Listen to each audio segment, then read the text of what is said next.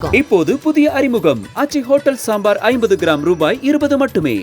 National Arogya expo நாயுஷ் conclave ஜனவரி 9லேருந்து 12 வரைக்கும் Chennai Heartfulness Institute Babuji memorial ashram மணப்பாக்கத்தில். GT Holidays, South India's #1 travel brand. You know you are special when you're with GT Holidays. அப்போ 71க்கு முன்னாடி இன்னைக்கு இருக்கிற நம்ம நினைக்கிற மிகப்பெரிய அந்த சீனாவுக்கு ஐக்கிய நாடுகள் சபையில் இடமில்லை. அந்த இடத்தை யார் பிடிச்சு வச்சிருந்தான்னா,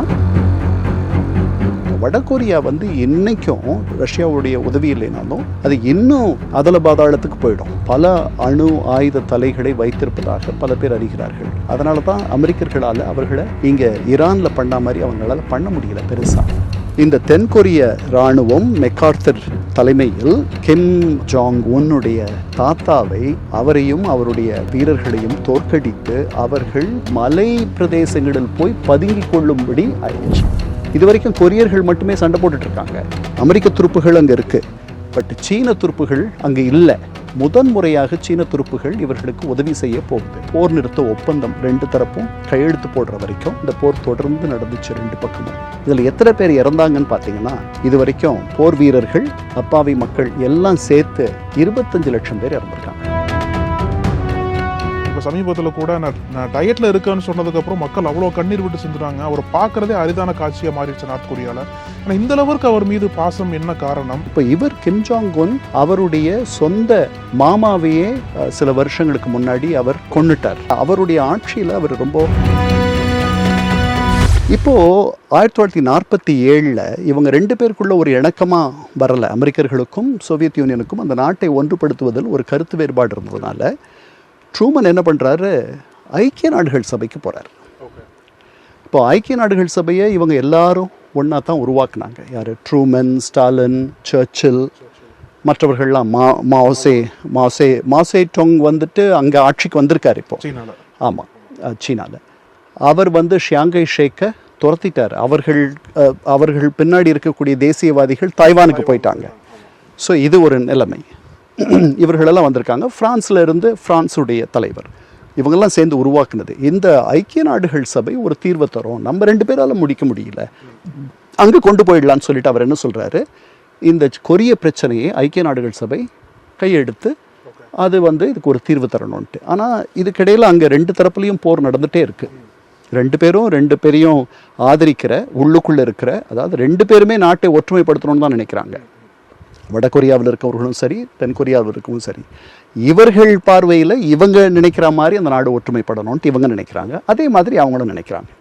இது நடந்துகிட்டே இருக்கும் பொழுது செஞ்சீனா, அதுதான் மாசே டோங்கோடைய சீனா, அந்த சீனாவுக்கு ஐநாவில் இடமில்லை. அமெரிக்கர்கள் அதை தடுக்கிறாங்க. எந்த சீனாவுக்கு அவங்க இடம் தரணும்னு நினைக்கிறாங்கன்னா, தாய்வானுக்கு இடம் தரணும்னு நினைக்கிறாங்க. 1971 வரைக்கும் சீனாவினுடைய இடத்தை தாய்வான் தான் வச்சிருந்துச்சு.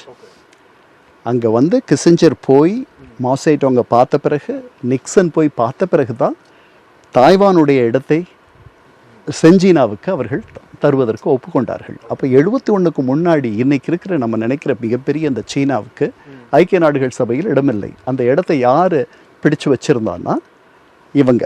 ஆமாம், அதே மாதிரி 1991 வரைக்கும் இந்த 2 கொரியாவுக்கும் ஐக்கிய நாடுகள் சபையில் இடமில்லை. அவர்கள் உறுப்பு நாடுகளே கிடையாது. 2 பேருமே பார்வையாளர்கள். முதல்ல தென்கொரியா பார்வையாளர், 73 தான் வடகொரியா பார்வையாளராக மாறிச்சு. பனிப்போர் முடிஞ்ச பிறகு தான் 2 பேருக்குமே அங்கே இடம் இருக்குது அப்படின்னு சொல்லிட்டு தென்கொரியாவுக்கு ஒரு இடம், வடகொரியாவுக்கு ஒரு இடம், இந்த 2மே உறுப்பு நாடுகளாக 91 பனிப்போர் முடிஞ்ச பிறகு ஐக்கிய நாடுகள் சபைக்கு வராங்க. இதில் என்ன சந்தேகம் சார், இதுவரைக்கும் வடகொரியா ஐநாள் இல்லைன்ற மாதிரி ஒரு தகவல் இருக்கு. இல்லை, தே ஆர் மெம்பர்ஸ் ஆஃப். ஆனால் பல நாடுகள் வடகொரியாவில் தூதரகம் வச்சிருக்கல, அதனாலேயே தனித்து விடப்படுறாங்க வடகொரியா. அதனால கூட ஐநாவோட ஆதரவு பெருசாக அங்கே இருக்க மாட்டேங்குதுன்ற மாதிரி பார்வை பார்க்கப்படுதில்ல சார்? இல்லை, வடகொரியா பல பொருளாதார தடைகளின் கீழ் இருக்குது. அது எப்படி அங்கே ஜீவிக்குது அப்படின்னா, சீனர்களுடைய உதவியோடும் ரஷ்யாவினுடைய உதவியோடும். அது அங்கே தென்கொரியா அளவுக்கு உங்களுக்கு பெரிய வளமை அதெல்லாம் கிடையாது. தென்கொரியர்கள் இன்றைக்கி ஜாப்பனீஸை வெற்றி பெற அளவுக்கு வந்துட்டாங்க. இன்றைக்கி நீங்கள் எங்கே திரும்பினாலும் தென்கொரிய கார்களும் ஏர் கண்டிஷனரும் தான் நீங்கள் பார்க்குறீங்க. லைஃப் இஸ் குட், எல்ஜி அவங்களுக்கு தான், ஹியுண்டை நம்ம நாட்டிலேயே நம்ம சென்னையிலேயே அவர்கள் தயாரிக்கிறார்கள்.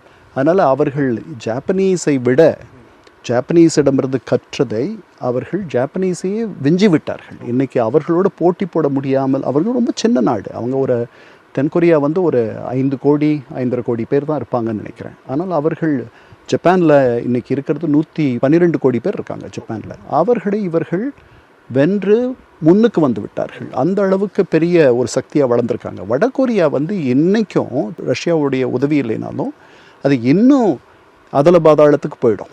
அங்கே பல அணு ஆயுத உலைகள்லாம் வேறு இருக்குது. அதனால தான் அவர் முதல்ல வந்து அந்த ஒப்பந்தத்தில் நான் ப்ராலிஃபரேஷன் ட்ரீட்டி, அணு பரவாமை ஒப்பந்தத்தினுடைய ஒரு உறுப்பு நாடாக அது இருந்துச்சு. அவர் 2000க்கு மேலே 2003ன்னு நினைக்கிறேன் அதிலிருந்து விலகிடுச்சு வடகொரியா. அப்புறம் அதுக்கு பிறகு அவர்கள் வந்து இன்றைக்கி அணு ஆயுத சக்தியாக இருக்காங்க. பல இடங்களில் அவர்கள் பல அணு ஆயுத தலைகளை வைத்திருப்பதாக பல பேர் அறிகிறார்கள். அதுதான் அவர்களுக்கு ஒரு பெரிய தற்காப்பாக இருக்குது. அதனால தான் அமெரிக்கர்களால் அவர்களை இங்கே ஈரானில் பண்ண மாதிரி அவங்களால பண்ண முடியல பெருசாக.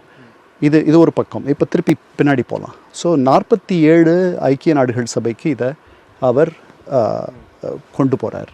கொண்டு போன பிறகு தொடர்ந்து அங்கே போர் நடந்துகிட்ருக்கு. 2 தரப்பும் வந்து ஒவ்வொரு தரப்பையும் வெல்றதுக்கு முயற்சி செய்கிறார்கள். இப்படி பல வருஷங்கள் நடக்கிற இந்த போரில் 1950 தென்கொரியர்கள் பெரிய 2 பக்கமும் வந்து பெரிய ஒரு இராணுவத்தை உருவாக்குறாங்க. வடகொரியாவில் ஒரு இராணுவம் உருவாகுது, அந்த பக்கம் ஒரு இராணுவம் உருவாகுது. ஒரு பின்னாடி நடக்க போகிற ஒரு பெரிய போருக்காக, இறுதிக்கட்ட போருக்காக 2 பேரும் தயாராகி கொண்டிருக்கிறார்கள். இப்படி இருக்கும் பொழுது 1949 ஸ்டாலினை போய் பார்க்குறாரு இப்போ இருக்க கிம் ஜாங் உன்னுடைய தாத்தா. பார்த்துட்டு என்ன சொல்கிறாரு, நாம் இப்போ ரொம்ப பலமாக இருக்கோம், நாம் அவர்களை போய் ஒரு மரபு ரீதியான படையெடுப்பு, கன்வென்ஷனல் வார்ஃபேர், கன்வென்ஷனல் படையெடுப்பு அதை பண்ணுவோம், நீங்கள் அதுக்கு அனுமதி தரணுன்றார். அவர் என்ன சொல்கிறாரு, இல்லை கொஞ்சம் பொறுங்கன்றார் ஸ்டாலின். இது 49. அதுக்கப்புறம் 50 திருப்பி இன்னொரு தடவை போகிறார். போயிட்டு திருப்பி ஒரு தடவை அவர் கேட்குறார், எனக்கு அனுமதி தாங்க, நான் படையெடுத்து போகிறதுக்கு உங்களுடைய உதவியும் தேவை அப்படின்றார். இந்த முறை ஸ்டாலின் போதுமான அளவு இவர் பலத்தோடு இருக்கிறாருன்னு நினச்சி 50களில் படையெடுத்து போக சொல்கிறார். இந்த படையெடுத்து இதுக்கு இடையில் இவர்கள் சீனாவை அங்கே வந்து இடம் தரலைன்றதுக்காக ஒரு 7 மாதம் சோவியத் யூனியன் ஐக்கிய நாடுகள் சபையிலிருந்து அதை புறக்கணித்து வெளியில் இருந்துச்சு. 7 மாதம். அந்த 7 மாதத்தை பயன்படுத்திக்கிட்டு அமெரிக்கர்கள் என்ன பண்ணாங்க, பாதுகாப்பு சபையில் எந்த வீட்டோவும் வராது இல்லையா, இப்போ ரஷ்யா இல்லை, உள்ளே போய் என்ன பண்ணாங்க, ஐக்கிய நாடுகள் சபை தீர்மானம் ஒன்றை அவர்கள் நிறைவேற்றினார்கள். அந்த தீர்மானம் என்ன சொல்லுச்சு, கொரியாவை எப்படியாவது ஒன்றுபடுத்த வேண்டும், அங்கு இருக்கக்கூடிய அந்நிய படைகள், அந்த ஒன்றுபடும் முயற்சிக்கு எதிராக இருக்கக்கூடிய படைகளை சர்வதேச படைகள் முறியடிக்க வேண்டும்.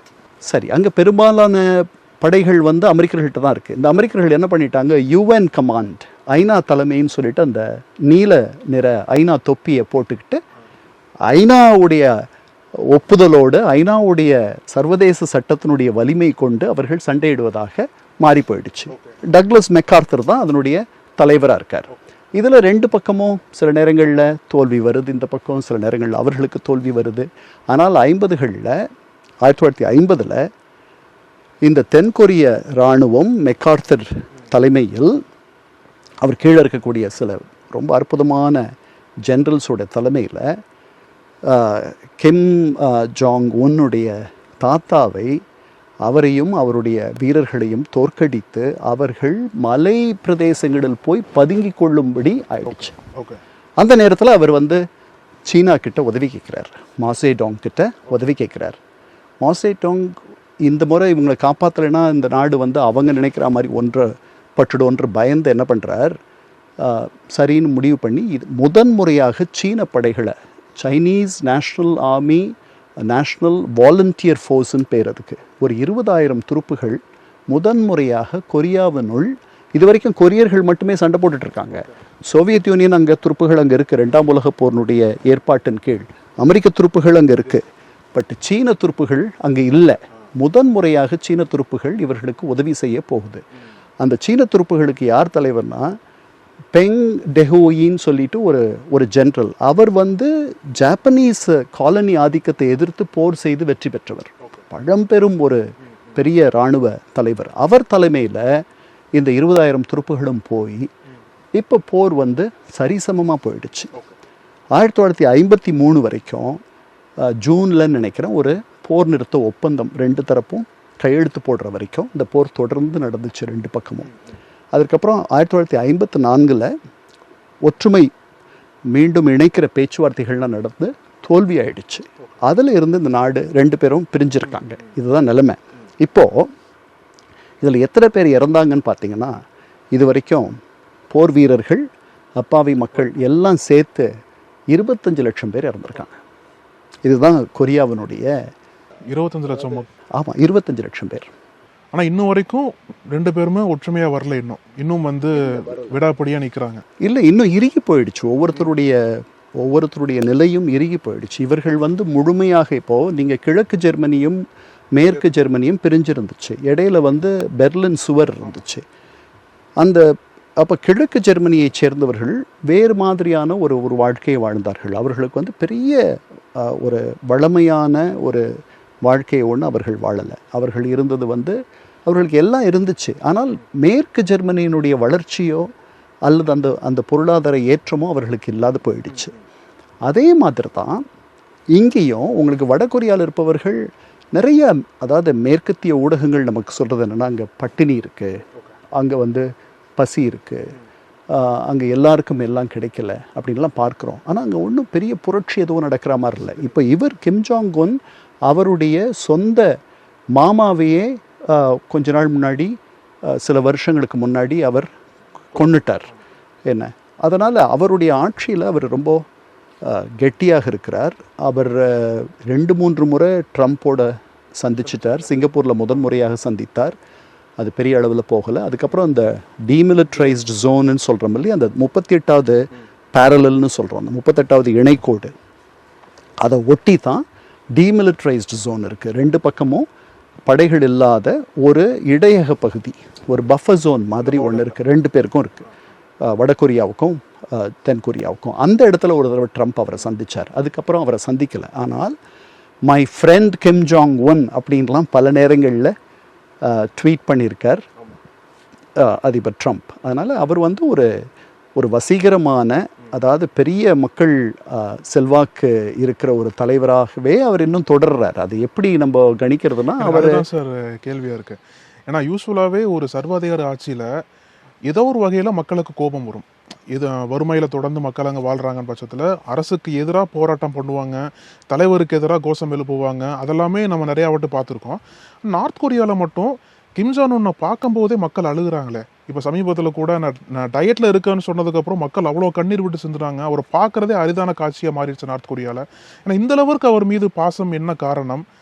ஏன்னா ஒரு எதிர்ப்பு கூட வரமாட்டேங்குதே அவருக்கு அங்கே. அதாவது பிம்பச்சிறை அப்படின்ட்டு அந்த காலத்தில் டிஜிபியாக இருந்த மோகன்தாஸ், எம்ஜிஆருடைய ஆட்சி காலத்தில் இருந்தவர். அவர் எம்ஜிஆரை பற்றி ஒரு புத்தகம் எழுதினார். அந்த புத்தகத்துக்கு ஆங்கிலத்தில் அவர் வைத்த பெயர் தி இமேஜ் ட்ராப்.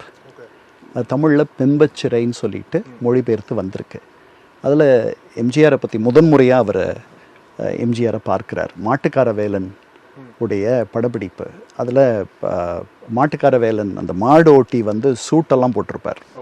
ஏன்னா இவர் முதல்ல அவர் சொல்கிறார், நான் பார்த்த உடனே அவருடைய கரிஸ்மா, அவருடைய வசீகரம் என்னை வந்து ஒரு 1000 கிலோ செங்கல் வந்து உங்களை தாக்கினால் உங்களுக்கு எப்படி இருக்குமோ அந்த மாதிரி அவருடைய வசீகரம், ஒரு டன் பிரிக்ஸ் என்னை தாக்குனா மாதிரி நான் தாக்கப்பட்டேன். அவ்வளவு அழகாக, அவ்வளவு வசீகரமாக இருந்தார் அவர். நான் அவர்கிட்ட கேட்டேன், ஏன்னா நீங்கள் வந்து மாட்டுக்காரர்னு சொல்கிறீங்க, சூட் போட்டிருக்கீங்க. உடனே எம்ஜிஆர் சொன்னார், அதுதான் சினிமா அப்படின்னு சொன்னார். அப்படின்ட்டு பதிகிறார். அது மாதிரி வடகொரியாவில் நம்ம போகலாம். வடகொரியாவுக்கு இந்தியர்கள் போகலாம், விசா வாங்கிட்டு போய் பார்க்கலாம். அந்த மாதிரி ஒரு போகலாமா சார்? நாட்டுள்ளே போகலாம். எல்லா இடத்துக்கும் போக முடியுமான்னு எனக்கு தெரியல. பட் அவர்கள் வந்து திறந்து வைத்திருக்கிறார்கள் அவர்களுடைய நாட்டை. அமெரிக்கர்களுக்கு விசா தருவார்களான்னு எனக்கு தெரியாது, இந்தியர்களுக்கு தருவார்கள். நாம் எல்லாரோடவும் நட்பாக இருக்கோம், அதனால் நமக்கு தருவாங்க. அங்கே போயிருக்கிற இந்தியர்கள் சில பேர் பதிவெல்லாம் போட்டிருக்காங்க. நாம் அங்கே போய் பார்க்கலாம். நிலக்கணிகளை அப்புறப்படுத்துறதுல ரொம்ப பெரிய நிபுணர்கள். அதை நீங்கள் பண்ணும்போது உங்கள் உயிரே போயிடும்.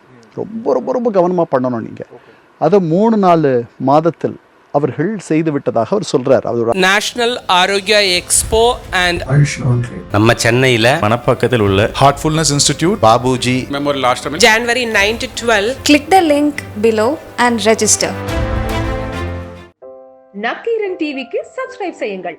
உங்கள் ஆதரவே எங்கள் பலம். ஆசிரியர்களுக்கு நண்பனாகவும் மாணவர்களுக்கு ஆசானாகவும் திகழும் தேர்வு வழிகாட்டி. ஒவ்வொரு பாடத்திற்கும் அனுபவமிக்க ஆசிரியர்களின் துல்லியமான தெளிவான விடைகள். CNC இருக்கு, தேர்வு பயம் எதற்கு? இது தீரன் பப்ளிஷிங் ஹவுஸ் விற்பனை வெளியீடு.